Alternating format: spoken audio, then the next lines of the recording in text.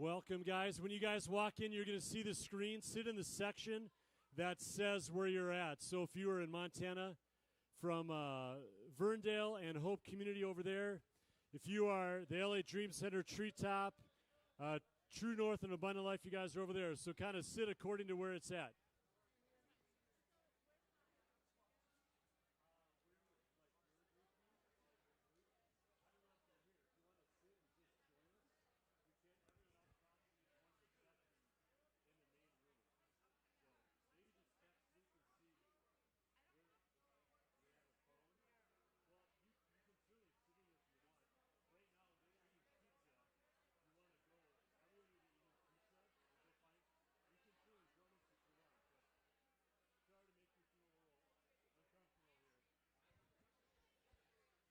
All right, guys. Hey, come on in. Find a seat if you can. Kind of go according to where it's at. You'll see why in just a little bit. If there are extra people standing, you guys can probably grab seats over on this side. That's fine over here. Derek, if you want to sit over here. Sherry, if you want to sit over there, you guys can sit over there.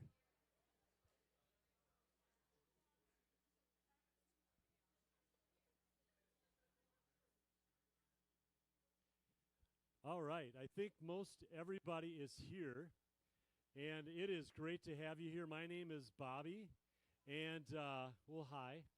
And how many of you have never been on a missions trip before? Raise your hand. All right, keep your hand up, look around. All right, put your hands down. How many of you have been on a missions trip before? Raise your hand. All right. I'd say a little bit more have been on one than have not. So it is going to be a great year. You guys are a part of just Minnesota AIM, and we have a great tradition. This is our 48th season in Minnesota going on AIM, and we have gone literally all over the world. I was youth pastor for 18 years, and I had the privilege of bringing students all across our state, across our country, literally around the world. And it was something that I loved as a youth pastor, and I quit being a youth pastor a while ago, and I'm a home missionary with the Assemblies of God, working with Youth Alive and also AIM, and it has been great to be a part of what God is doing all throughout this state. Hey, the next screen just shows our Instagram. If you guys have a phone, if you are not following us yet, why don't you do that right now? Just Minnesota AIM is what it is. We just have updates. We have pictures. We have videos. You'll see some stuff from this event on that as well. Join us if you guys would. So go back to the next one if you would. Just the picture of where you're supposed to be seated. So on the stage, you're going to see a bunch of different stuff. We have Montana, we have Treetop, we have Los Angeles, 72 Hours, Fargo, El Salvador, Montana Rock Band, Duluth, El Salvador, Baja, Ecuador, El Salvador, Montana, and Wildwood Hills. So where the stuff is kind of where you are sitting. So that's kind of why we have you split into those sections. So how many of you have a smartphone? Take out your smartphone, and the next screen you're going to see a QR code. We're going to have a little quiz to start out this event. So if you guys would take your phone and jump on, it is used to do a Kahoot, but there's a little bit of technology issues in this building. And so we decided just to simplify it and go with a Google form. So you'll see this QR code and jump on there, and you are playing for a prize today. There's a grand prize. We're going to give you a voucher off your AIM trip. It'll be a $75 voucher to the winner. And we are going to be ready to go. Are you guys ready? So you'll see that on your form. Put your name, put your trip, and then before you go to answer number one, why don't you just wait and put your phone down so I know that everybody is ready. And we're going to go for $75 big dollars. So is everybody ready? Is anyone struggling to get on? It's loading? Okay. Yep. Normally they don't want you to have phones in the service, but that's okay in this session. So is everyone still... Okay, I see people still on. We're going to give you an opportunity here. All right, is everybody ready? No? Joey, can we have a little bit of fun quiz music, please? All right, we are going to begin. Is everybody at least loaded on the first? You got to the form? Has anybody not got to the form yet? Okay. We're going to give you 10 more seconds to get to the form, and then we are going to move on. All right. Here we go. Question number 1. Here's question number 1. This is what year of Minnesota AIM? The 38th, the 48th, the 43rd, or the 52nd year of AIM? This is not an out loud kind of answer. This is a look at the form and answer it, and we'll move on. This is the 38th year, 48th year, 43rd year, 52nd year of Minnesota AIM. All right, question number 2. Yes. Now we all can feel smarter. Question 2. How many AIMers have participated in AIM since 2011? 1,695, 1,895, 2,095, 2,295. 1,695, 1,895, 2,095, 2,295. All right, question number 3 says this. Which is the longest race? The Transcendental Foot Race 3,100, the Baja 1,000, the Tour de France, or the 6633 Arctic Ultra? What is the longest race? We have a trip going to the Baja this year. Which is the longest race? The Transcendence Foot Race 3,100, the Baja 1,000, Tour de France, or the 6633 Arctic Ultra? All right, music's getting better as we go. I like it. Everybody cut, everybody cut. Okay, here we go. Question number 4, true or false? Montana has more people than bears, wolves, and cattle. True or false? Montana has more people than bears, wolves, and cattle. True or false? We have 3 trips going to Montana this year, all working with a safe house for women that are trafficked. All right, question number 5 says this. Which is the safest country in the northern hemisphere?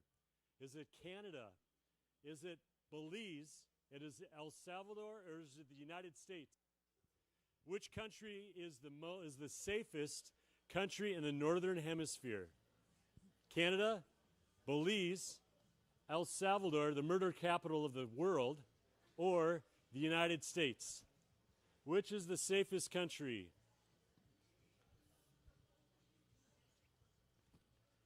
All right, question number 6 says this. Who has the most national championships for college football? Is it North Dakota State, which we have a trip going to Fargo? Is it Ohio State, the most recent national champion, Princeton, or Alabama? Who has the most national championships?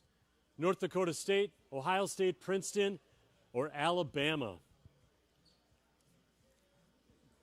Remember, this is a keep it to yourself kind of quiz. There's money involved. Okay, question number 7 says this. Who was born closest to Wildwood Hills Ranch in Iowa? We have a trip going to that ranch for at-risk students in Iowa. Who was born closest to the ranch? Mr. Beast, Herbert Hoover, the 31st president of the United States, the fabulous Luke Garza, or is it John Wayne? Who was born closest to Wildwood Hills Ranch? Without Googling, it's in Winterset, Iowa. Who was the closest? Question number 8. Question number 8. The longest ship to go through the canal in Duluth, you'll see a picture of the canal. You may go see that. Is it the A, the Paul D. Tregurtha, which is 1,014 feet? Is it B, Evan B. Ackley? Is it 1,129 feet? Is it the Tony J. Kula, 1,189 feet? Or is it the Al and Brenda, which is the 2,000 and 2-foot long iron ore ship. Which is the longest? Which is it the longest? Is it the Paul Jagurtha, the Evan Ackley, the Tony J. Kula, or the Al and Brenda?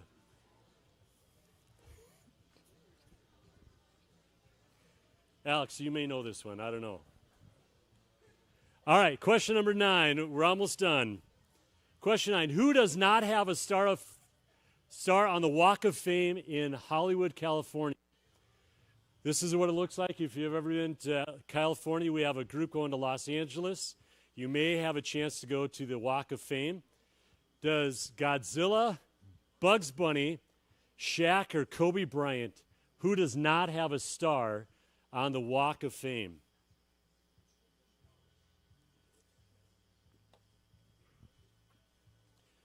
Who does not have a star on the Walk of Fame in Hollywood, California?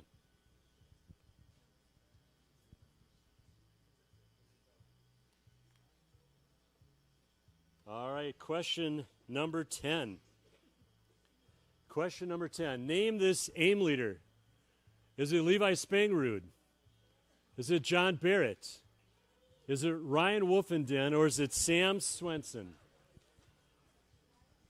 In this very room, this is the picture of somebody, one of the AIM leaders. Is it Levi, John, Ryan, or Sam? Who is that picture of?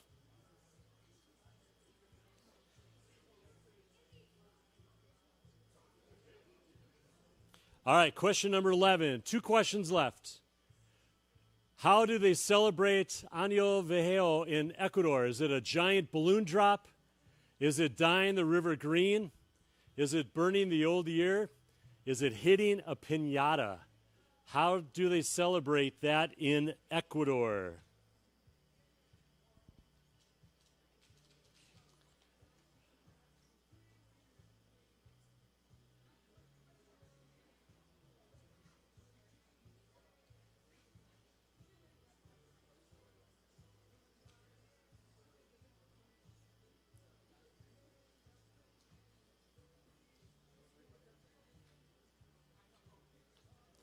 All right, the last question is this. Where is Treetop Kids, the farm, located? Ashland, Wisconsin, Sioux Falls, South Dakota, Des Moines, Iowa, or Lino Lakes, Minnesota? Where is Treetop Kids Farm located?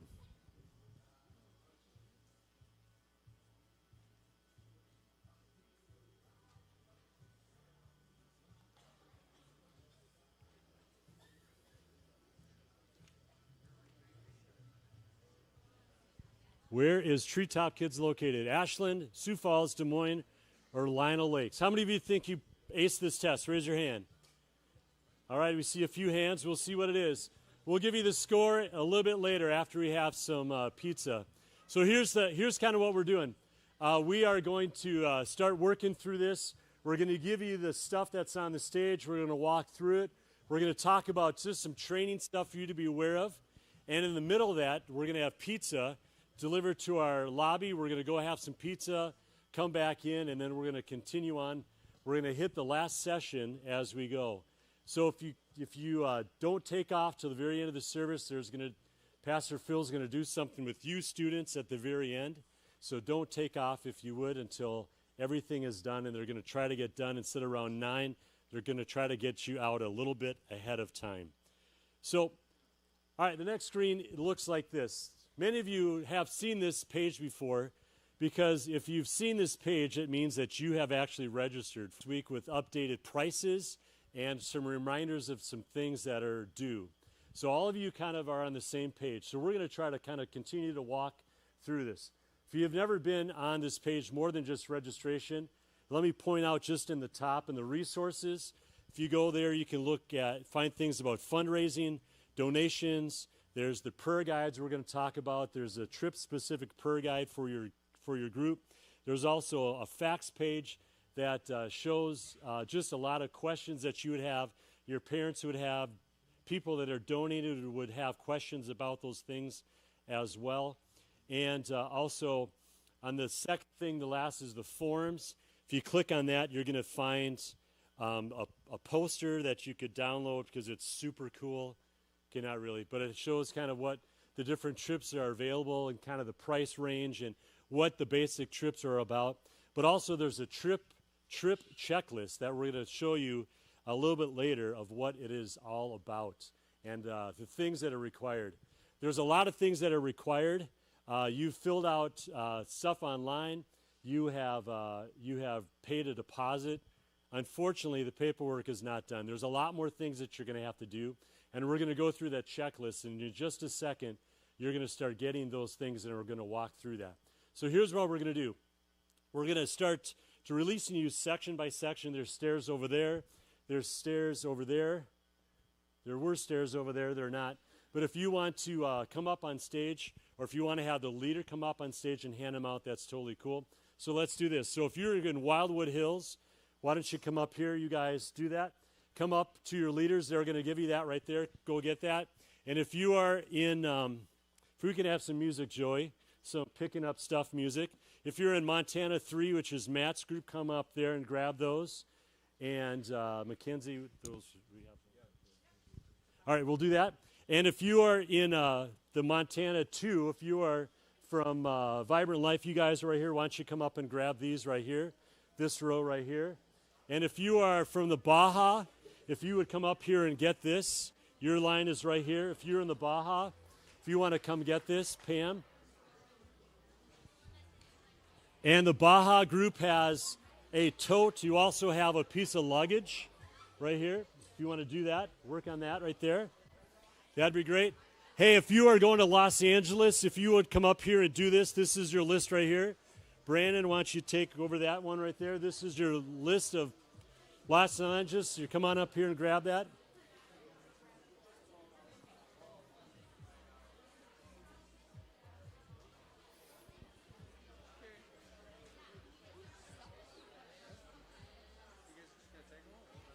Yep, we can just grab them. We'll unpack them. There's one more that we'll give you. 1, 2, 3, 4, 5, 6. 1, 2, 3, 4, 5, 6, 7. No, that's good. We'll unpack those. All right, hey, if you're in the first Montana group, if you're from Hope, and if you're from Family Worship Church of the Lord and Jesus Christ and Savior, and there are some stairs right there. There's some stuff right there. Come grab that. We don't want you to get hurt. Sorry. All right, if you guys are from Treetop Kids, if you're doing Treetop Kids, why don't you come up here and get this right here? Treetop Kids, Bethany, if you want to take over that. Brandon, you got that? All right, if you are from El Salvador 3, which is Riley's group, come on up here if you guys would grab this right here. This is Riley's group. Riley's group right there. Why don't you do that? If you are from the 72 Hours Duluth, which is not Wyatt, you're from Fargo. Bethany, there you go. No, Sherry. If you guys want to do this, these are yours right here, right there.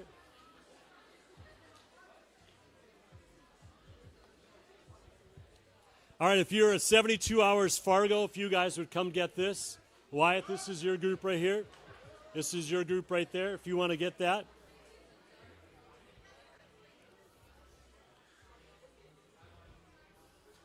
And Sherry, here's your group right here.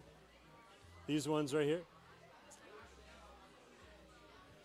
If you're from Ecuador, where they celebrate Año Viejo, you guys are right there. Ecuador. All right, if you're from El Salvador, if you're from B-Rock, you guys come on up here if you would. B-Rockers, B-Rockies, I don't know what you say. Right here, if you guys want to do this right here, that's your line right there. All right, if you guys are from El Salvador 1, which is JB's group, you guys are right here. This is your line right there. Yes. Doesn't matter which one. 19. Yeah, these are all yours. They're all the same. Yep. All right, if you're from Rock Band, If you're from Rock Band, come on up here. Rock Band, you're right here in the middle.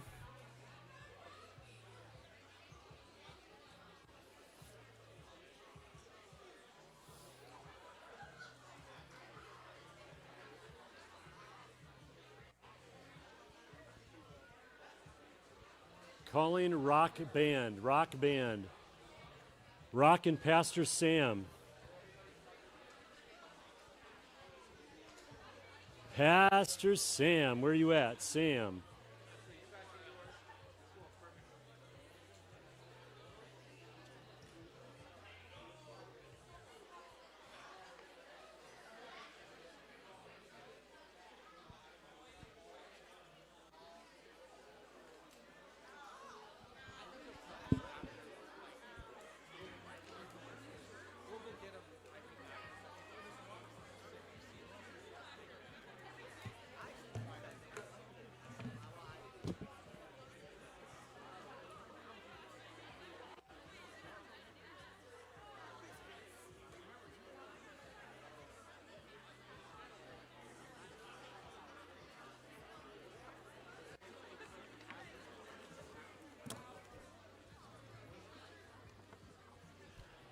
All right. Hey, we're going to walk through the package that you guys have, and we're going to explain kind of what is going on. So just so you know, you should have this. If you're going to a 72 hours or treetop, you have an Adidas cinch sack. If you're going to one of the domestic trips across the country, you have this Adidas backpack. If you're going on the first Montana trip and you have Baja, you have this kind of rolling duffel bag. Then you kind of have the big dog if you're going international. That's what you have. So here's kind of the rule. If you're going international, you get an AIM bag. It has to be 50 pounds or less, and that's all you get.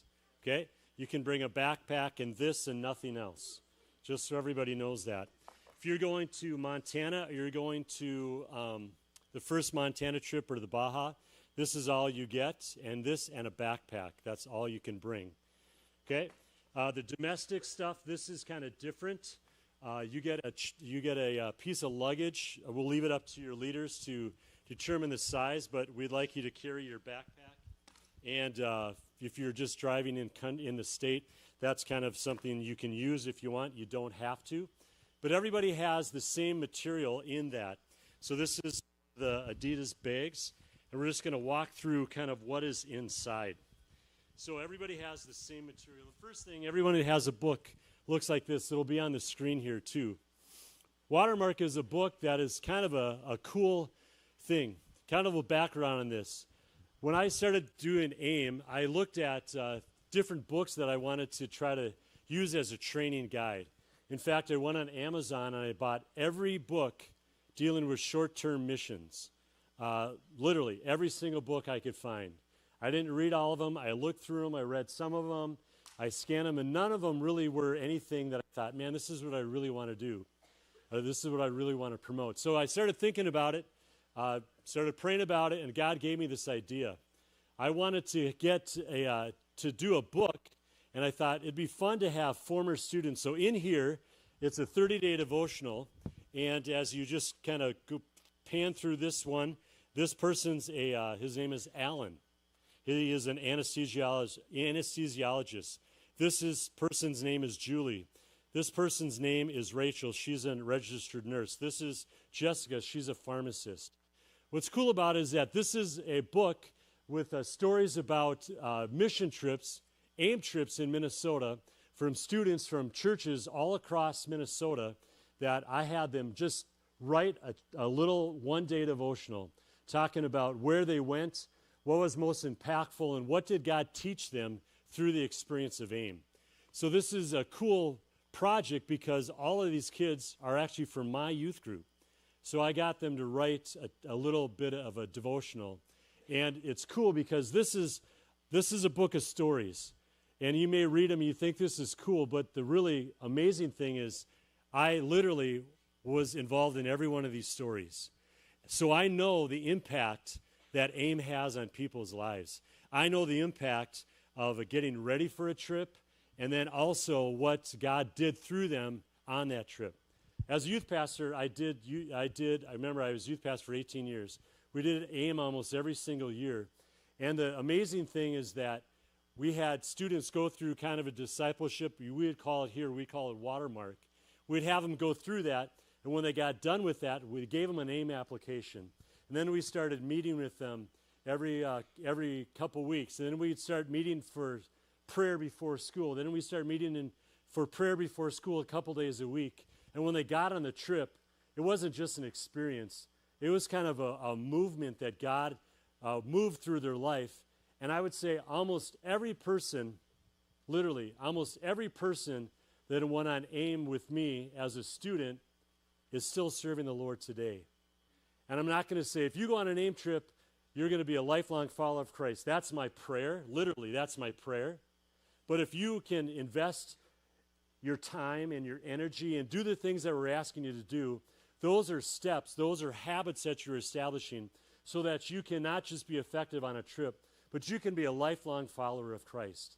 I think it's the devotion to the habits of pursuing God and then actually stepping out in faith and being involved in that creates lifelong habits.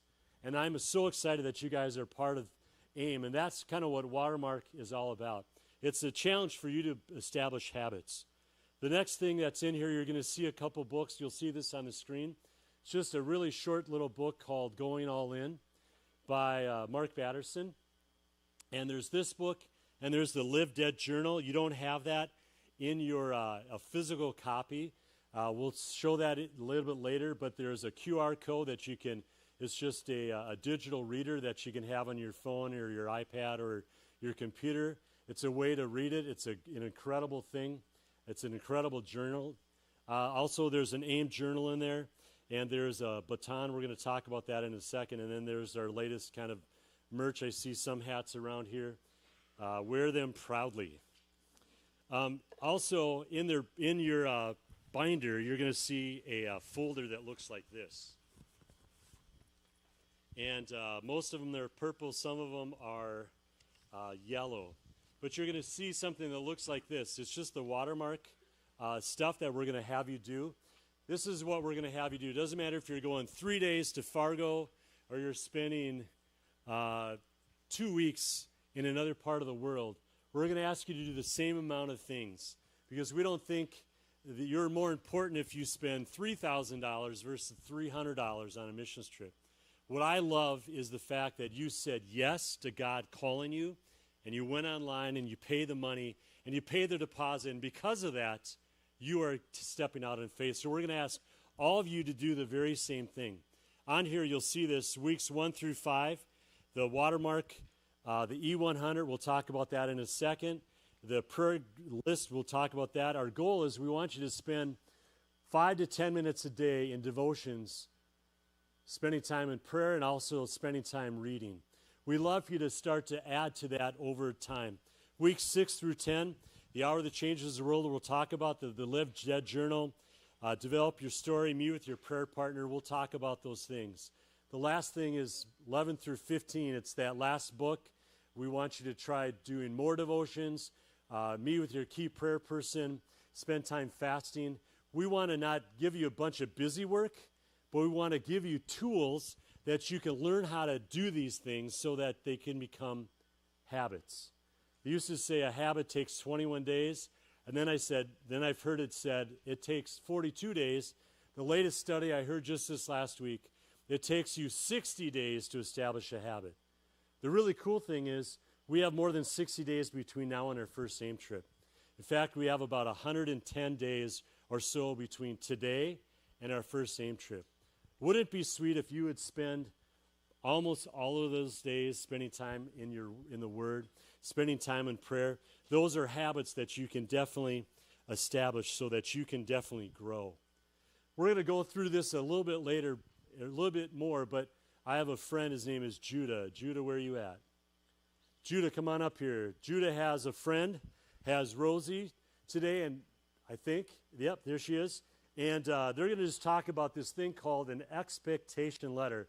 First of all, tell us where you're at, kind of where you went last year, and tell us a little bit about the expectation letter. There's a famous book by Stephen Covey called The 7 Habits of Highly Effective People. One habit that is what you want to do is you want to start with the end in mind. If you want to get to a goal, you want to start at the goal and work backwards. An expectation letter is just a letter that Judah's going to explain. Sweet. Well, I'm Judah. I'm a youth pastor in Mankato, Minnesota at Hillside Church. And yeah, I'll let you introduce yourself. My name is Rosie, and I just came to Hillside after going on a mission trip with them, and I think they're awesome people. We both had an opportunity to go to Alaska last summer, and it was a really awesome trip. But one thing that we started off doing was have the expectation letter and fill that out. And really what that is just we did it 3 months before the trip, and it was just answering some questions. What do you want to see God do on the trip? What are some things praying for? What are some things in your life personally that you just want to see God do? Maybe that doesn't have to do with the trip. What are some things you want to see in your family or community? And just write out a few questions or some answers to just some questions like that of just how do we want to see God work as we start preparing on the trip and after the trip as well. And Rosie's going to share a little bit about what that experience was like. So in my expectant letter, I believe that I wrote that I wanted to have an open mind, and I just did not know where God was going to take me with this trip or what exactly he wanted to do through me. But I just knew that I had to come into it with a heart of an obedient servant, and I just really want him to grow me in that area. And so even once we landed in Alaska, I didn't know exactly what the trip would look like. So Judah gave us a time to go into prayer and ask God what the week would look like. So I had my Bible laying right in front of me, and almost immediately God just highlighted this verse, and it was 1 Corinthians 12:31, just the second half of it, and it's, I will show you the most excellent way. I, the Lord, will show you the most excellent way. So I just began to start digging into that and being like, okay, God, what's the most excellent way for my group to show your love and serve you in Delta Junction? So then he just began to show me these things, emotion. He showed me emotion, and I'm like, okay, so what's that going to look like? That's pretty general. And he showed me hugs, and that was the first thing. Hugs was the first thing. And then it was smiles and laughter and empathy. And so throughout the week, these 4 things became so apparent, and he showed them in the most crystal clear ways. And so I just want to encourage you that no matter what your expectations are for the trip, is just to come into it with an obedient heart of the servant, and the Holy Spirit will guide you. That's amazing, Rosie. Oh, one thing Rosie forgot to mention too, but we literally went to one lady's house and we got to help her just clear some land, help her organize some stuff because her whole family left her husband and all of her kids. They just went up and left one day. So we got to help her out. And on that day alone, it was just everything Rosie was talking about, where she felt like she could relate to us. She was like, you're all like my grandkids. She was crying by the end of it because of how much she's like, I just love you guys. Thank you so much for your help. And she's like, can I give all of you a big hug? And we literally just left, and she wanted to hug everyone on the way out. So literally everything that Rosie was praying for and expecting happened to come. But I also know sometimes you got to kind of expect the unexpected. And like Rosie was saying, but on the trip, I was like, cool, we got the plan. We know what we're going to do. This is going to be awesome. And then probably the second day, one of the people who are kind of in charge of everything was like, so we'll start at noon. And we'll have probably 2 or 3 things for you to do, and we'll probably be done by dinner time. And I was like, well, I thought we were gonna work all day and do a ton of stuff, and we're gonna do less work actually. And it was just like that kind of through the whole week, where we had all these ideas of what we thought the trip was gonna be, and then it went against our way. I like Rosie mentioned that verse. I had my idea of what the most excellent way would be, and Christ was like, that's not what we're gonna do. We're gonna do this instead. But so many great things happened through that, and we still got to impact so many people and really serve the community, even to the point where, God, I really like having a plan, and I like knowing what's going on. So God was like, I'm going to give you a real curveball. And on our way back, we flew back from Alaska at around midnight, and it was like still super bright out. It was weird because it's Alaska. But we got on the plane, and then we flew to Chicago, and by the time we got to Chicago, it was like 5 a.m., and we had just about like an hour and a half layover, and then we get back. So everyone's tired and exhausted from working all week, and we were like, okay, well, we just got one more flight. We'll wait here for a little bit. And then, all right, our flight got delayed by a few hours, and then it got delayed by a few hours more. And then our flight actually got canceled for a good like half an hour, where we just didn't know if we were going to fly back that day or what was going to happen. But then luckily our flight got back on schedule, and we were going to fly out that night at around 11:30. So we had 18 hours in the Chicago airport that we weren't planning on, and we were not expecting. And how many of you have been to the Chicago airport? It's not nice. So it's not the best out of all the airports I've been to. So we spent 18 hours there, and it was not fun. But one cool thing was just our whole team was just ready to expect the unexpected. And we were doing that all week, that even telling them, hey, we're going to be here for literally 18 hours. There wasn't, there were some groans because people were tired, but everyone on the team was like, all right, well, what do we need to do now? Do we need to figure this out? All right, well, let's go do we need more food? Hey, I'll check on this person. I know they're sleeping for a little bit. I'll fill them in.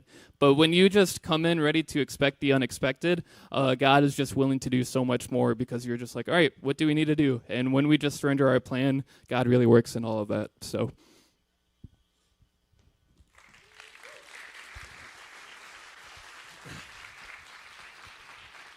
And that is called missions. Be ready to serve no matter what you say. And I've had trips like that where we went to Alaska, and we met with the pastor on a Saturday night. We're all excited. Pastor, we're so excited to be with you. What do you have planned for us this week? And he sits down and he leans back in his chair and he said, well, I've been kind of busy. I haven't planned a thing. What do you want to do? So that was a great trip. We learned how to pray and ask God to direct us, and it ended up being an amazing trip. And you just have to have a great attitude. Part of it is your attitude. We had a trip going to Guatemala one time, and there's this girl that I would say, what kind of a mean girl is? She kind of had that attitude, kind of the wiggling the hips and all that kind of stuff. And I was just like, I looked at her and I'm just like, you're gross. And she was on the trip, and I happened to be the leader, and we just kind of butted heads a little bit. And I was just like, God, you got to do something. We got to the airport, and we got all the bags, missing one bag. Whose bag do you think it was? That's right, her bag.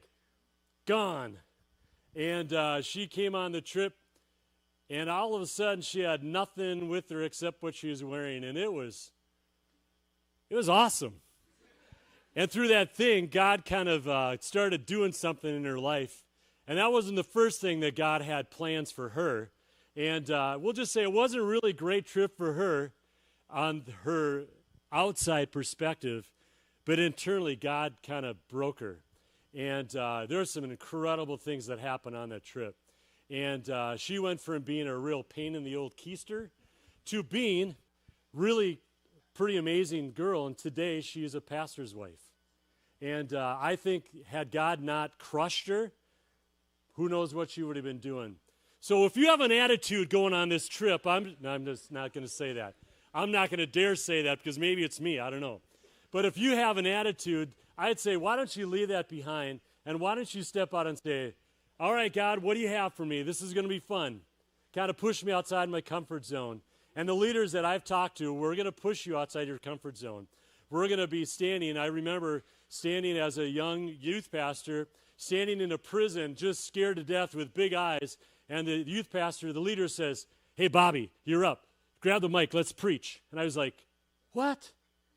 And I grabbed a microphone in Panama, and I preached in front of a crowd that probably wasn't the most church-going crowd. And I was shaking. But I'll tell you, that pushed me outside of my comfort zone, and it started something in me. That's going to be your story at this time. Hey, you have this thing that looks like this. It's a Z-fold. There's a kind of a picture on the screen. We hired a professional model just to do this. Okay, that's a picture from Canva if you're wondering. I don't know who she is. But we have some stuff that we're going to go through, and we're going to start talking about just some parts that we're going to kind of walk through. we have something in here. It's called the E100. And my buddy JB is going to come up here, and he's going to talk about the E100 and what it is. And we are going to have, is JB no longer in here? Come on up here. What? Yeah, come on up.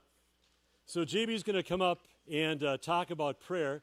But there's an E100 that looks like this. And if you've never done the E100, you're going to be asked to do this as your leader. And your leader's going to call you or text you and invite you to a group. There's this thing called YouVersion. Everyone ever heard of that? Okay, it's pretty good tool. There's a paper copy if that's not your style. But what it is, it's 50 of the top stories from the Old Testament and 50 of the top stories of the New Testament. And it's a reading. And if you're on YouVersion, you can read it and then you can comment of what God is saying to you through this passage. And all of your youth, all your leaders are going to be sending you a link to be a part of that group. If you want to follow along with the paper, on the back you'll see there's 100 dots. You can cross them off or whatever you want to do. But we want to have you guys spend time in the Word every single day. But not just spend time every day in the Word, but we want you to do something called prayer. And JB is going to talk to us a little bit about that. Thank you, Bobby, for giving me a chance to come up here and talk. So Bobby asked me to talk to you guys about prayer. So you'll see a lot of this stuff is in your packet already. Your leader will help you unpack it and kind of process what's the best game plan moving forward for getting that done. But we did want to encourage you guys about what the power of prayer is going on the trip. And so you're going to see in there that there is the hour that changes the world. There's a prayer habit revolving calendar. There's the world prayer map. And then there's this baton. I want everybody to take it out and clonk their neighbor on the head to the right and to the left of them. And just say, if you don't pray, you're going to get in trouble. Okay? If you don't pray, you're in trouble. That's not what they're for. Are they, Bobby? Probably not. They can be. If the person you're going on the trip with is not praying, then you need to talk to them, okay? So Bobby said 2 to 3 minutes, so I'm going to be 2 to 3 minutes to the best of my ability. I don't want to lose you guys in translation. All right, hey, if I could have everybody's attention back here on stage. I kind of distracted you there for a second. These things that are in your packet are meant to be resources for you guys. I know that when you're here and you're looking at all the stuff that Bobby gives you, it can be overwhelming. I'm the kind of person who, when I get handed stuff, I get overwhelmed instantly. I start like, how am I going to get all this kind of stuff done? But as I was thinking and praying about just having a second to come up here, I wanted to say that goals are good, right? Like, oh, I have a goal. I really want to get this done. Like, before I go on my trip, I want to be in prayer, and I want to do all that kind of stuff. But without a plan, your goals oftentimes will fail. And so these things that Bobby gives us, like, I trust this man so stinking much. He's been doing this for forever. And he's not giving you this because he wants to give you more busy work to do. He actually has studied. I believe that he's done this enough where he believes that the stuff that he's handing us is going to benefit us when we go on our trips. And so this hour that changes the world, it'll take you through a time where you spend an hour and you go through all of these different sections. And it's meant to break it up because sometimes we can sit down and say, hey, I'm going to pray.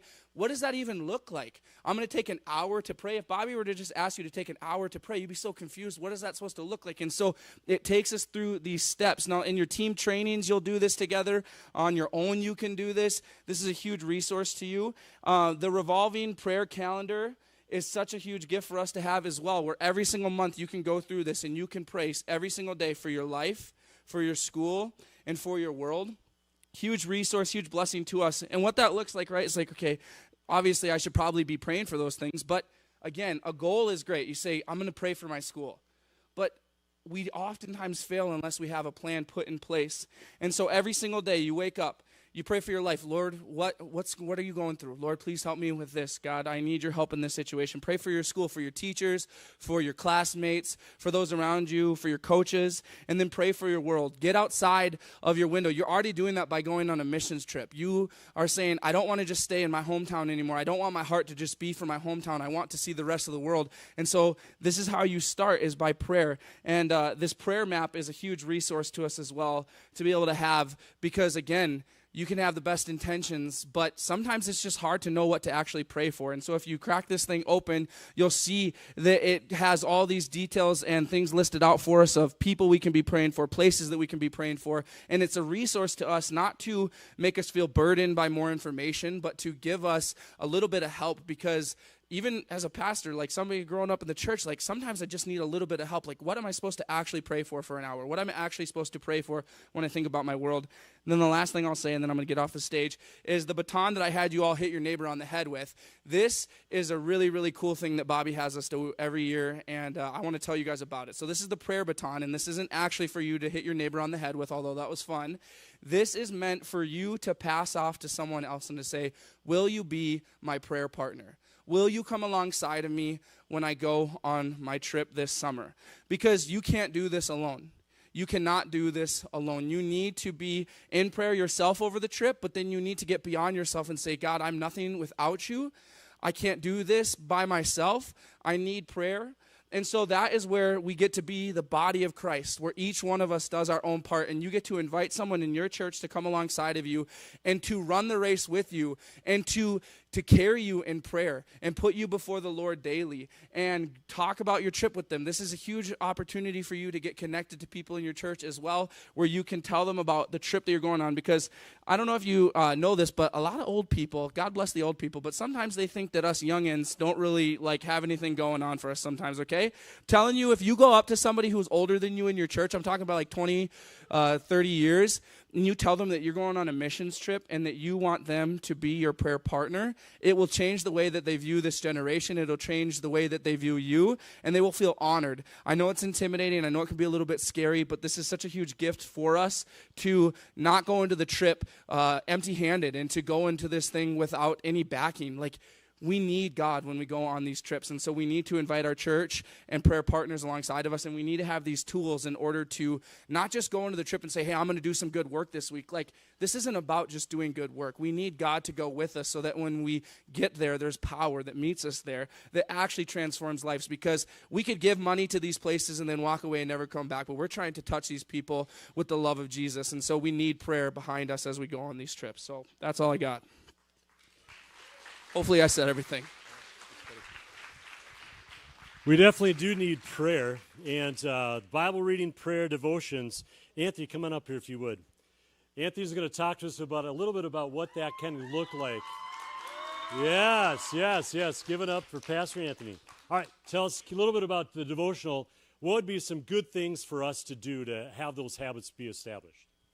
I mean, I think you just have to go into a rhythm with it. I think for everyone it's different, but I think a lot of times in our Christian life we like to, act like that we have to, read multiple chapters a day. We have to have all these different types of Bible. You have to check off something off the checklist, right? With your prayer life, with your devotion life, don't treat it as a checklist item. Make it something that you truly desire to do. And I think for even my own personal life, like when I started to desire to read more, when I desired to pray more, things in my life happened in a different way that were more beneficial than anything that have ever happened in my life. And for your trips that you're going on soon, you have to treat these moments as if like if your personal devotion with Christ right now is maybe lacking, this is an opportunity for you to enhance that in a better way.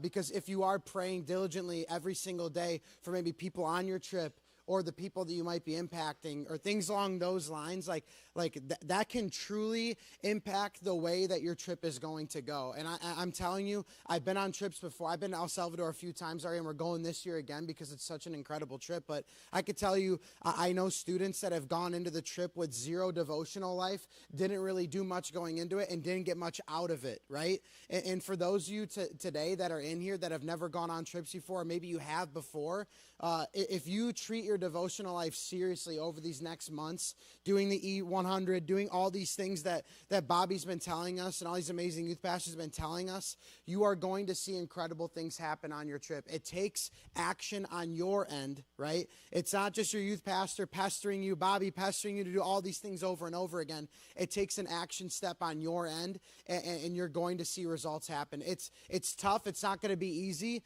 but I'm telling you, your prayer life doesn't have to just be at your kitchen table or on your bedside. It can be while you're driving to school, while you're going to work, while you're in the shower. It could be anything, right? And if you choose to make an impact in this area, you're going to see some incredible things happen on your trip. Like the expectation letter. Don't just write an expectation letter and then just leave it and then have no devotional aspect to it. You're probably not going to see much happen with it.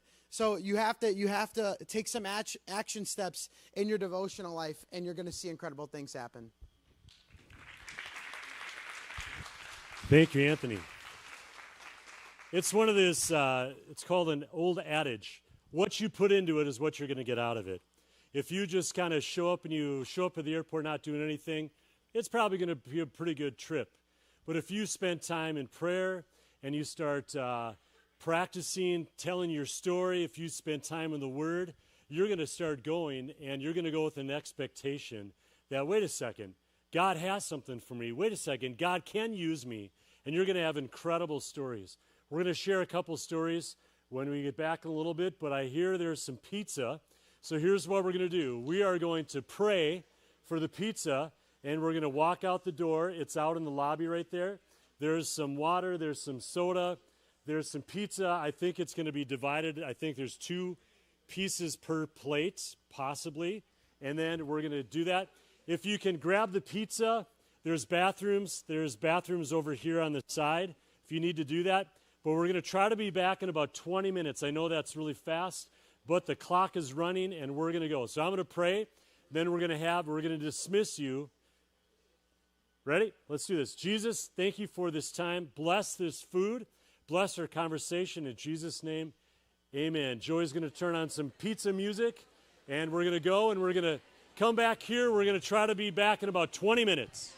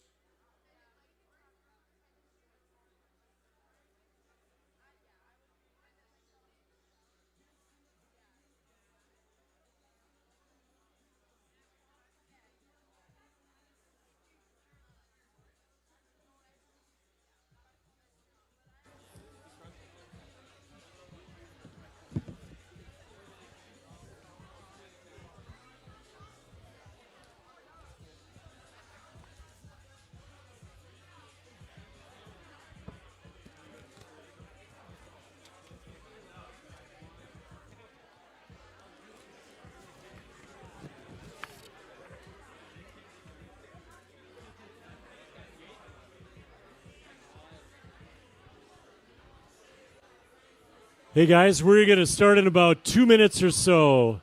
So if you are out in the lobby, why don't you guys come in? We'll start in about 2 minutes.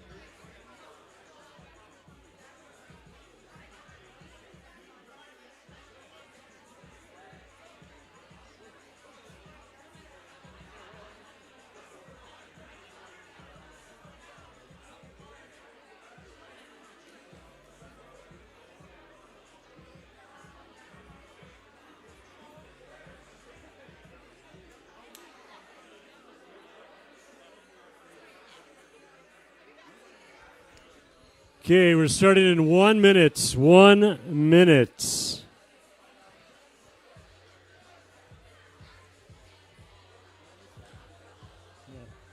Hey, did you like the names of the ships? Did you get them all? I looked at the last one, and it was Evan Ackley, and I was like, wait, that's Alan, Brenda, and Tony Cool. Al and Brenda.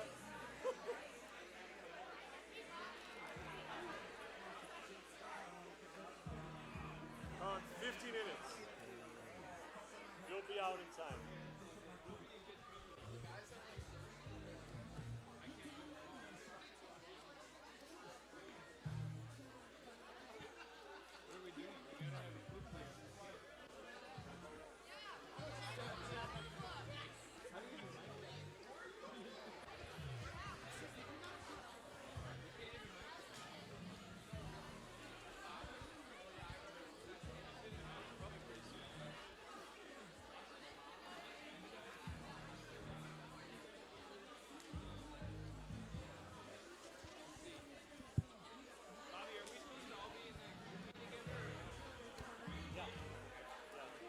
I've already joined it. If you want to join, just join the group meet. You don't have an argument. So just so it's a way to communicate amongst yourselves. And we'll find a bass player, right? Besides this aisle. And we have a drummer, Levi. He's from Austin. He's sick. He could be here today. I would totally in favor of that. I like that. I like that plan. All right. Hey, we're going to kick this back off. Hopefully you enjoyed your food. Thank you for hanging out. I love the fact that it's loud when we're eating. Not that we're rude, but it means that we're kind of getting to know each other a little bit better. Hey, in just a few minutes, you're going to have a chance to meet the rest of the people on your team if you haven't already. We're going to meet the rest of the people on our team. Hey, if we can go back to number 31, it's the slide up there. JB talked about this a little bit. We're going to just kind of revisit this a little bit. So this is kind of the prayer guide. This is based on a book called The Hour That Changes the World. And if you look at it, you're going to see 12 sections. You're going to see worship, confession, scripture praying, waiting, intercession, and so on. If you would spend 5 minutes praying worship, there's kind of a definition of how to do that. Confession, scripture praying, waiting, intercession. If you would pray 5 minutes in each one of those sections, you pray for an hour. In fact, one of your team trainings, we've asked the leader to set aside an hour where you guys are going to go through and you're going to pray through this list, pray for your trip with the things on there. If you've never prayed for an hour, I'll just tell you it's not easy. It's tough. But there's something about fighting through something in prayer, which is super cool. The next thing on the screen here, 32, you're going to see some forms. And there are a lot of forms. If you just looked in your packet, you're going to say, holy cow, there's a lot of forms. We spent a lot of time with a lawyer who's actually a really cool guy, a friend of mine, and we kind of revisit all the forms. So these happen to be two of the forms. If you're going to El Salvador, or Ecuador. These are forms that are in your packet. So you're going to see there's an adult form and a minor form. So if you are 18 years old or older at the time of the trip, if you're leaving June 12th and your birthday is June 11th, you would fill out this form. It's an adult form. If you are not 18 at the start of the trip, you would fill out that form. There's going to be an adult form and a minor form in all of your packets. Don't fill out both. Fill out the one that fits you. So instead of dividing, this is an adult packet, this is a minor, we just said we're going to give it to everybody. Everything is also on the confirmation email that you got by signing up. You got a link to a PDF that you can download this form. These forms are also on our website on the Forms tab. You also have them in paper form. Okay? So here's kind of the rule. If you have a form like this, and if you go to the end, this is a 4-page form. This is a 6-page form. This one has to be witnessed by another adult. This one has to be notarized. If it's a notarized, or you have to have a signature of another witness, you have to turn that in. You can't scan it and send it in. It has to be an original. Also in your packet, there's something called a medical certification. Everyone is say, ooh. Yes, I know, it's very serious, but if anything happens, you need this form to go with you to the clinic, the hospital, wherever it's at. Your leader's going to have this as a kind of a proof of kind of things that are going on so they can treat you properly. On the back, there's a form. If you're an adult, you can sign it. If you are not 18 or older at the time of the start of the trip, you have to have your parents sign it. And there's multiple lines. If you have one parent and your one parent has sole custody, one parent can sign it. If you are in a joint custody situation, both parents have to sign it. There are some stipulations and some things that we'll say circumstances beyond your control. You still have to have both parents sign it, but you have to consult me. Talk with your youth leader. They'll talk with me. There's a lot of stories that I hear every year, but it's very important. That has to be sent in the original. Also, you'll see a grant of temporary guardianship, and on the back side there is it's a notary. So if it's a notary, it means it has to be the original. You can't scan that and send that in. And there's also this other one called the assumption of risk. If you're an adult, you sign this. If you're a minor, you do not sign this. So we don't want to have more work for you than is necessary, because there's hardly any work at all. But we want you to send this in. Remember, if it's notarized, you have to send in the original, meaning that it's legal, and your leader is going to have that with you if anything were to happen. So it's very important. Send that into the district office. You'll see that information on the website. Your leader would know where that's at because they're sending in your payments when you turn them in. We'll talk about that in a second. Also in your packet, you're going to see a QR code that looks like this. It's trip specific. If you would take out that QR code right now, and would you join your group? Whatever QR code is in your packet is your group. Would you join this? I know Montana 2 from Vibrant Life, you guys are doing a Facebook group. That's fine. You can also do this too. Because we'll put information. What is going to be on that? I will put information like emergency contact information, flight information, insurance information, things about a packing list. All that'll be the way that we communicate with you. So if you want to join that right now, you don't have to do anything except join. If you need to put the app on your phone, you can do that. I'm just going to keep talking right now, but we want everyone to join. Hey, also in your packet, you're going to see what looks like this. I think we have this on the screen. It's number 35. This is our QR code for the Live Dead Journal. And on the top, it's called the Youth Alive AIM Scholarship. If you're involved in your campus and you have a Bible study or a campus club or something, and I understand there's going to be one happening in Moorhead, Minnesota very soon, you can fill this out, and it's pretty simple. If you would just fill it out, the deadline, I think, is April 1st, and it is for a $300 scholarship. Last year, somebody believes in this a lot, and it wasn't a $300 scholarship. It was a $500 scholarship, and who won the Who won it? Right here. Would you just wave your hand? Your name is what? Serena, where are you from? Buffalo. How much did you win? $500. $500. So she won $500. And in fact, somebody is very excited about this, that not just Serena won $500, but I think there were 5 other people that won $300 scholarships.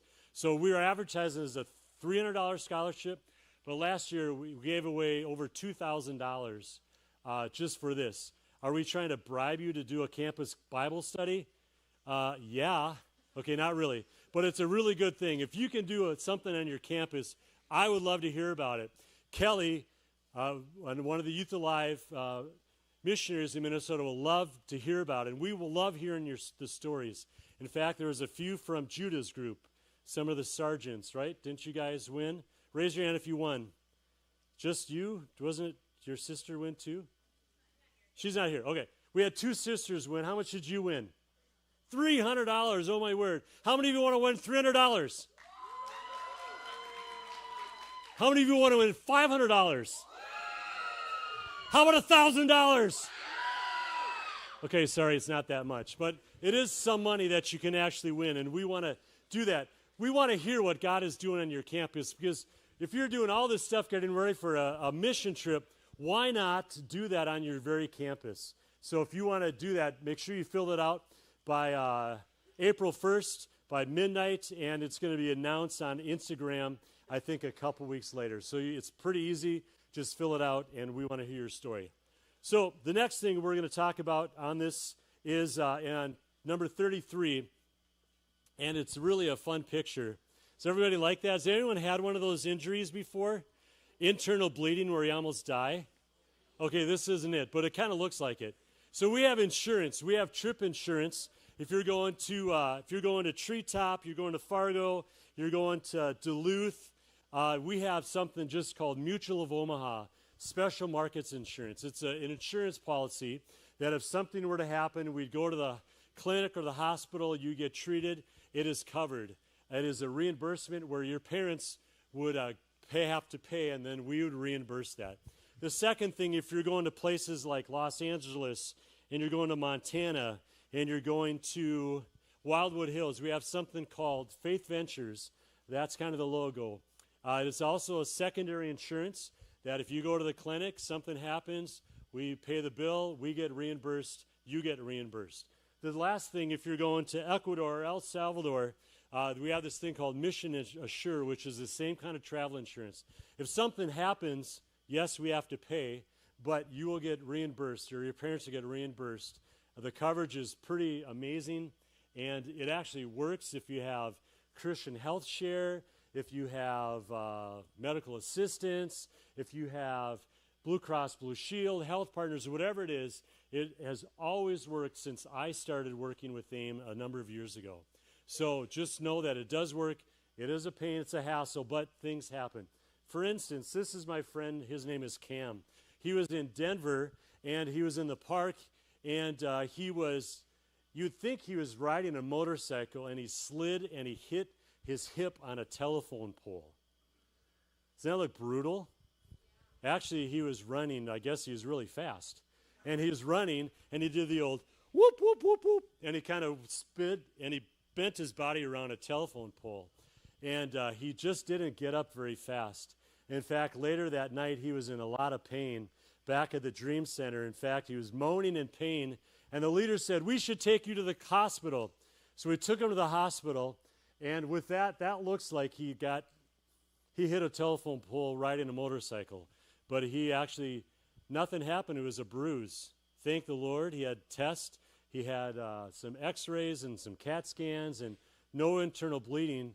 I think this whole thing about, remember what JB was talking about, prayer? That's a good thing. Prayer covers a lot of things, including maybe sometimes stupidity. But he got hurt. It hurt like crazy, but thank God nothing happened. In fact, he came back, and he was a little sore the next day, but he was involved, and he finished out the trip. And when I saw this, I think I was maybe on vacation or out of the country, and I was like, "Oh, my word, are you dead?" And he said, "No, but it hurts a lot." So all that to say, insurance, it actually does work. So team trainings, number 34, we're going to have you try to do a few trainings. We're going to have you, maybe Fargo is going to meet once.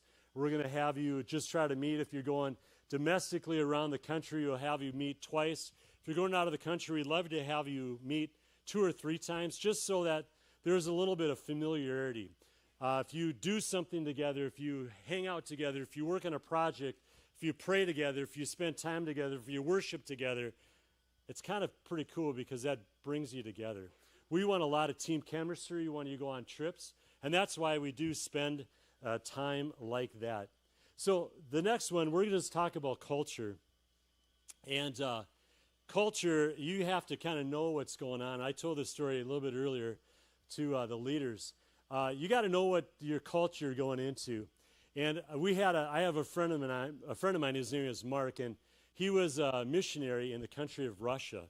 And he was not around where he lived. He lived in St. Petersburg. He was way over in Siberia. And he was at a Russian church, and the pastor introduced him, and the pastor was kind of this big old Russian with a big beard. And he introduced him, and he came over, and he went in for the handshake, just like you do as a pastor. And he said, "No, brothers don't shake hands. Brothers got a hug." No, not really, but he grabbed Mark and he gave him a hug, but he didn't really give him a hug. Instead, he went in for a kiss. And remember, this is a really big Russian dude, and he kissed him not on the cheek, but he kissed him on the lips. And wasn't just a 1-second little peck. It was a big kiss. It lasted for 5 seconds. Then it lasted for 10 seconds. And the more he kissed him, the more my friend tried to squirm, and the more the big Russian grabbed him and held him close. And it went for not 10, it went for like 15 seconds. And he pushed him back, and the pastor went and sat down, and my friend was holding a microphone, we'll say a little bit shaken. He wasn't quite sure what he was supposed to do. Had he known that in that part of Russia, that the longer the kiss and the longer the embraces, the more honored and the more importance they placed in you as a friend. I guess he really valued him as a friend. He probably should have known that, but it was a little bit awkward. You may be going to a place where, can you guys come up here? We have some people helping us out today. We want to have you guys know what the culture is going on. We have this young couple, and we're just going to have them do this. Could you guys just show us a simple kiss? Okay, make us all feel very awkward. Go ahead, just kiss. Okay, no, just wait, hang on. Okay, just a little background. They're married. Okay, it's okay. But you have to kind of know if you're going to a culture that kisses, it might be a little bit shocking. I have not been to that part of Russia, but it would be see how honored I am to how long the guy would give me a good solid kiss. Well, I've been in other countries, and it was a little shocking the first time we had this kind of kiss. Would you guys demonstrate kind of a Latin kiss? There it is. All it is in slow motion. If you could just hold that pose, go ahead. Just hold that pose. Okay, just make it really awkward. Okay, just kidding. So what it is just you're going to touch cheeks, and you're just going to do a little, okay? So this is AIM training. Everyone stand up. Everyone stand up. Let's go. Everyone stand up. All right, everyone stand up. All right, here's what we're going to do. Here's what we're going to do. This is a no lip kiss. This is a touching your cheek with an air kiss. No actual kiss, it's an air kiss. Would you go to a person of the opposite sex, and would you just demonstrate one air kiss? Ready, go. Go ahead. You guys feel free to go ahead. All right, you got to find somebody. Not a lot of interaction in this section over here. Not a lot of interaction. Go ahead. No, you're right there. It's intermingle. No, intermingle. Intermingle. I don't know why this group's sitting down so quickly. I'm not sure. All right. Grab a seat.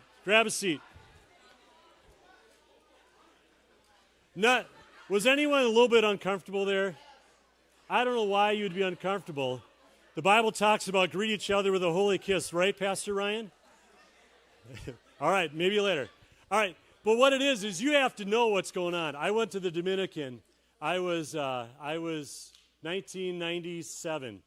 I walked into a church called La Trinidad, and I walked in the church, and I was just standing there, and somebody grabbed me by the shoulder. I turned around, and a lady went in for a kiss, and I was like, "Bruh." And she kissed me on the cheek, and I was a little bit off balance. And then somebody else touched me and spun me around, and another lady kissed me, and then another lady kissed me, and I was like, what the heck is going on here? This is a really friendly church. I don't know. But we realized that in the Dominican, in that part of the Dominican, in church, you wanted to not shake hands. Men and women would always do an air kiss, and not like they're going to like press up against you, but it's just kind of, it's a symbolic thing. And actually, after a while, I was like, this is really cool. Not creepy. This is just really cool. And I just thought, man, I wish I would have known that ahead of time. You may be going to a place where there are some things in culture you probably should understand. Does it make sense? You should probably understand ahead of time what's going on. So, okay, just everyone has to hear me. I'm not giving you permission to try that move on anybody outside this room, okay? But if the Lord leads, I'm just kidding. No. Whatever, you have to kind of know what's going on. So the next one, we're just going to talk about this. Does anybody know what this is? Everybody say, ooh. All right, after it comes up, the next one. It's the COVID. And we have a really strong vaccine policy in AIM. Does everybody know what a vaccine is? Okay, here's my policy in vaccines. Ready? It's 3 words. It's I. You don't have to repeat it. This is my policy. I don't care. Okay? Whatever you do. I don't know why you're cheering, but whatever you do, that's really up to you. If there's a place that if you're going to parts of Ecuador, not where you guys are going, but at parts of Ecuador, you would really need to have the yellow fever shot, because if you get yellow fever, you may die because you've never been exposed to it. If you'd be going to parts of Africa, you probably should have the dengue fever shot, because if not, you may or probably will die. That's pretty important. But COVID, we're not going to have any kind of things. If it's something that's absolutely necessary, yes. If not, hey, it's whatever you guys feel like you need to do. Okay, enough said. That was such a divisive thing that I'm just going to say that Satan exploited in the church. And there's a lot of people that no longer are in your church because of that issue. And Satan exploited something that was created, this is an opinion, for good. But Satan exploited those hard feelings, and it's a shame because that exposed a lot of things in our churches. But we're not going to worry about that this time. So that's my official COVID vaccine. Okay, next one. We have this. We have Avery Joseph and June Marie. And this is a sample of what you will probably need to have. If you're flying, if you're leaving internationally, you need a passport. There's no way about it. You won't leave the country without it. Passport, if you're under 16, is $135. It's 4 to 7 weeks processing time right now. If you are over 16, it's $165 for a new passport. If you're flying out of the country to El Salvador and Ecuador, you have to have a passport or you're not going to go. If you're going to Baja, you can have a passport. You can have a passport card, and that's what you have to have. Passport card, I think, is like $55 or $65. It only works for land crossings from Canada to the U.S., U.S. to Mexico. If you fly, you have to have a passport. If you're flying to Los Angeles, you have to have this, either a passport card, or a real ID that has a star in the top. That's it. That's the policy. So May 7th, 2025 is when it goes into effect. So if you're flying domestically, you have to have this. You say, well, I don't have a license. I maybe have a permit. you can still get a real ID permit. If you're under that and you're flying somewhere, there are other things that you have to have, and I'm probably going to say you're going to have a passport card or a passport. Do I sound like a really mean person? Probably, but I don't really care because you guys can't fly without it. So that's just kind of what it has to be. So if you haven't started it, you need to start looking at that soon. The next one talks about trip money, and we want to have your money. I want your money, and I want it now. There's a commercial that says it. I don't want it now, but I wanted it on February 14th, which is Friday. I really want the second payment by March 28th, final payment by March 9th, and if you don't pay it, you don't go on a trip. That's pretty simple, right? So this is, AIM is all based on fees that are paid by you guys, and that's all we have. We don't have a budget. So that's just common sense. So here's what it is. We want to have you send in your money through your church. There's an AIM payment form online. Also, leaders, you got that in a paper form. It's also on our website. March 28th is a super important thing. You're going to see things that look like this. You're going to see the next one. If we could go to that next slide, it looks like this. Every one of your backpacks have a trip forms checklist. And on here, we'll just go through the Mexico one. So if you're going to Mexico, you need a passport or a passport card. You have to have the medical certification. Remember, medical certification, if it is signed by parents, you have to have it, the original. If you're a minor, you have to have the notarized temporary guardianship. It has to be the original. If you're an adult, you don't need the temporary guardian. You just need the adult one. The assumption of risk needs to be witnessed. It has to be the original sentence. Pastoral reference, all your pastors, when you registered, your pastor received an email. And I won't tell you how many references we haven't already, but we're doing okay. Your pastor is going to give you a reference. It has to happen before you go. If you're going to Mexico, the assumption of risk has to be notarized for a minor. Remember, we need the original. The trip insurance for adult, it needs to be witnessed, needs to be the original. If you're a minor, the trip insurance needs to be notarized, needs to be the original. And there's a lot of paperwork, I'm sorry. And the last thing is registering online. If you're going to Baja, there's the link. Everyone has to sign individually. There's the prices, there's the schedules. And March 28th is a really important date. And what that is all the forms need to be submitted by then, or it's a $10 per form late fee. A couple years ago, 3 weeks out, we had over 700 forms missing.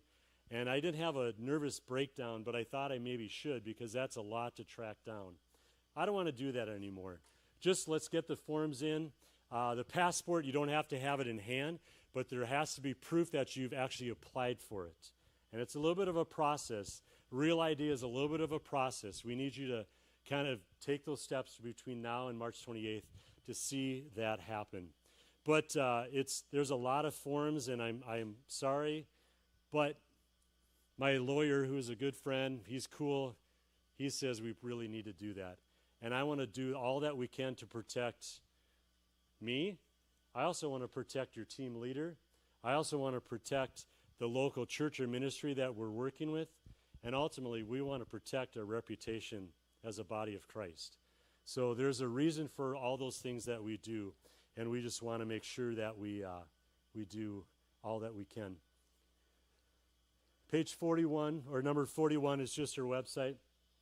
Just remember on the top there, the forms, the checklist. You have it in paper copy, but there's the forms checklist on the side. The resources, remember, that has all the forms that are in here. They're all online that you can download a PDF copy. And remember, if it's notarized or signed by a parent, the original has to be sent into our district office or the AIM office down in Minneapolis. The next one is 42. We want you guys to clean up your social media because as soon as people find out your name, and we're not going to give people our last name on our trips. We're not going to try to befriend people as much as we can, but not online, okay? We're not here to try to start dating people from there. There was somebody that a couple years ago, his name is Kendall, and he went to the country of the country of Chile, and he met this girl named Courtney, and they started hanging out, and they eventually got married. It's not a bad story. It's a great story. In fact, it was 1999, and they got married in like 2002, and they just celebrated, I think, 21 or 22 years of marriage. They met on AIM. In fact, your spouse could be right here. Okay, I'm just kidding. They're not right here until after the trip. They're not here until after this is all done. We're not here for relationships. We're not here for dating. The next one has kind of a phrase that we like to say. This is a mission trip, not a relationship expedition. There's no dating. We're not trying to find out who's in the room and who can we kind of hang out with. And she's kind of, hey, have I tried that Latin kiss on you? Come here, let me try that. We don't want to have you do that. That's not what this is for. And this isn't something this isn't the dating pool, okay? We're not the dating game here. These are godly men and women down the road maybe, but during the prep, this is not what it is. But also, more importantly, this is not for you to start talking with people locally. There's a story from Hibbing, Minnesota. Hibbing, Minnesota. Where's Hibbing? Right here. And Mark Dean tells this story. And Mark Dean was our district superintendent. He used to be our district youth director before Phil, before Kirby, when Mark was not just the DYD, when he was a youth pastor in Hibbing, Minnesota.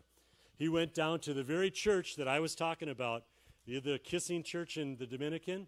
And there's a guy that met this girl that was very cute.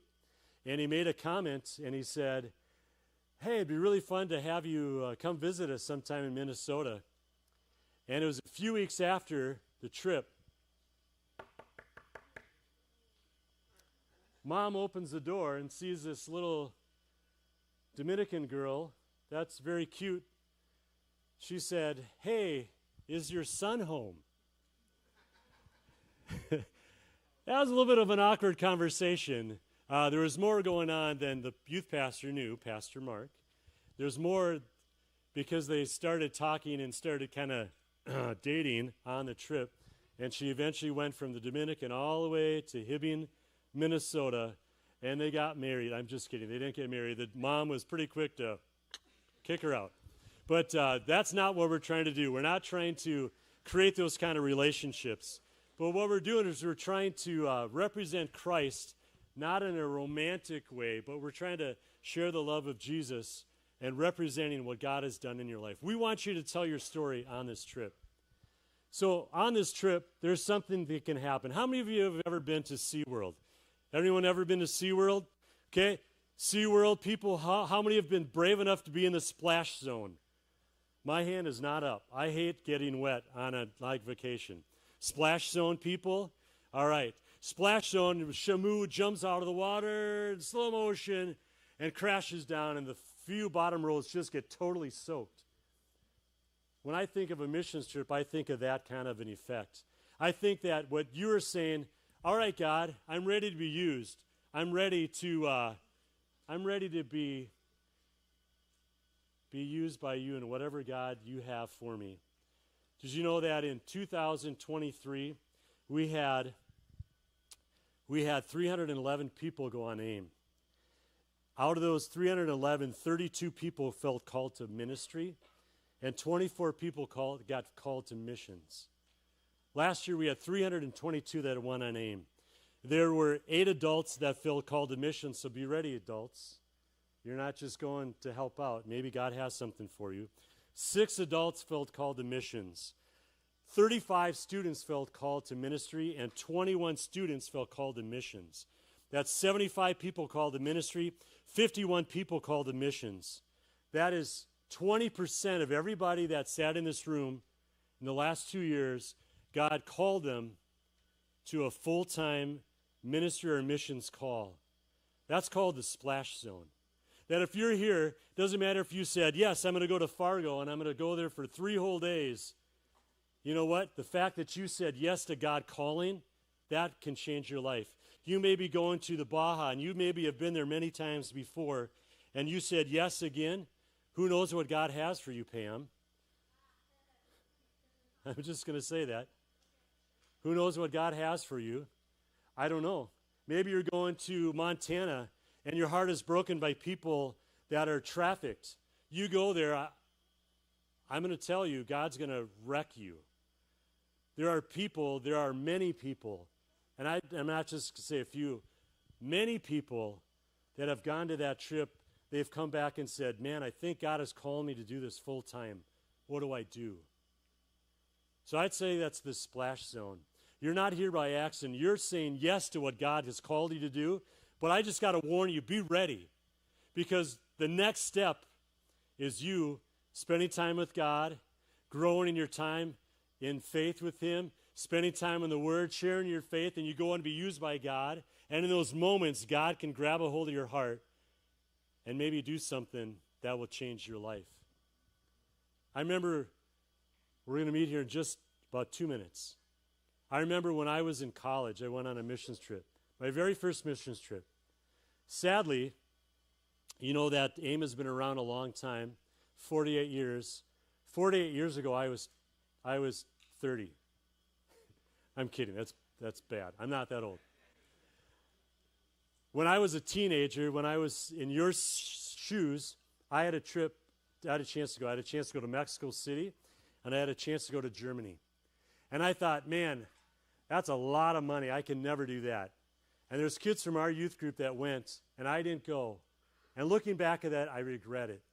When I had a chance to go in college after my freshman year of college, I went to the country of England and Scotland. We went with our basketball team from college. We had our coach and 4 players and myself, and I went, and we're ready to play club basketball against some semi-pro teams and speak in schools, and nothing really happened. It was a total change, kind of like Judah's story, totally different than what we thought it was going to be. But we went there, and it was very impactful. And I was on the plane. I was sitting next to a friend named Sean. And I said, we were talking about it, and I said, man, Sean, if I could ever do this on a missions trip, play basketball, that'd be like my dream. We took off from London, and we flew back to Minneapolis. I was sitting on the front row. Actually, I was over on this side. I was in the front row of a church in San Jose, Costa Rica. And we were at the church that morning, and I had a chance to preach. And during worship, which was about 2 songs and lasted about 45 or 50 minutes, during one of 2 songs, I was sitting there, and God brought me back in my mind's eye. I was sitting on the plane talking to Sean, and I heard myself say, man, if I could ever do that, that is my dream. Fast forward 22 years, I'm sitting right there on the front row, and God said, what do you think of your dream now? I was in Costa Rica with a group of athletes, basketball players, and it was called ES Sports, and it was a missions organization that I started. And I was sitting there, and I thought, oh, my word. It's been 22 years since I said that prophetically. Here I am on the front row. We just spent a whole week playing basketball against local high school teams with clinics. We were in schools every day. The last weekend we're there, and I'm preaching at a church. And I thought this, God, you are faithful. Thank you so much for the dream that you placed in my heart. I got to see it happen. You guys are in the splash zone. There are going to be dreams and challenges that God's going to place in your heart. And would you have enough guts to do this? Would you have enough guts to tell somebody about what God has called you to do? Because there's a little bit of accountability. There's a little bit of traction when you have the guts to say, here's my dream. And I want to pray that God gives you that kind of a dream, whatever it might be, so that you can change the world that God is calling you to. I want to pray for you. Jesus, I'm so excited about this year. God, there are going to be so many stories. There's going to be so many miracles and healings, and people are going to have dreams. And I pray that the dreaming would start happening even today, even in the next session. God, I pray that you'd give them dreams so that they can dream about changing the world you've called them to be a part of. Use us this year. We pray your protection over these teams, and we pray that this would be life-changing for everyone within the sound of my voice tonight and those that are watching the video online. God, do something awesome, I pray. In Jesus' name, amen. Here's what I want you to do. If you are a primary trip leader, would you stand up? Primary trip leader, which means you met with me earlier. Okay? So we're going to just go around and we're going to just yell out where we're at. Where are you? Fargo. And? LA.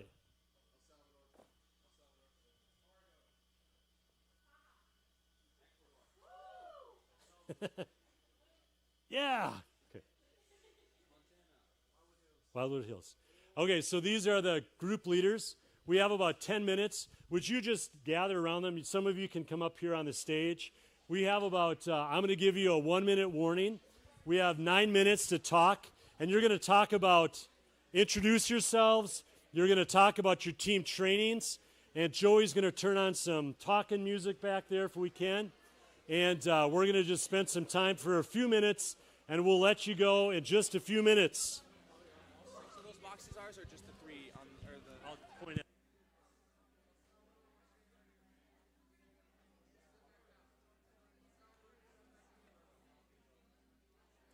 JB.